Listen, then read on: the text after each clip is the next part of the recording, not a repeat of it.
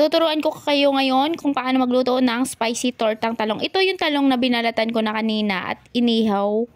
Tapos, ito yung kanyang mga ingredients pampalasa.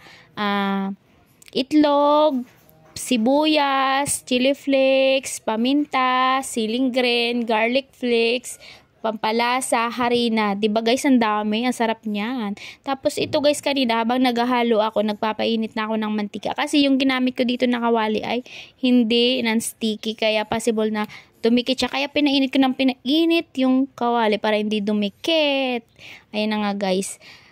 Mas masarap guys yung talong na medyo golden brown. Ayan. Pag binaliktad nyo guys, kailangan medyo kulay brown. Golden brown ang kanyang kulay. Wag naman sunog. Golden brown para masarap. Tapos, pag golden brown na, syempre, babaliktarin nyo na yan. Tsaka lagi nyong babantayan yan kasi yung talong mas mabilis yan maluto. Kaya yan. Pag golden brown na, babaliktarin nyo na siya. Tapos, pag naluto yan guys, napakasarap niya kasi spicy siya, maanghang. Pagpapawisan kayo pag kinain nyo yan. Kaya maanghang nga yan. Kung favorite nyo yung maanghang. At ito naman guys, yung finished product. Ayan, luto na siya at napakasarap.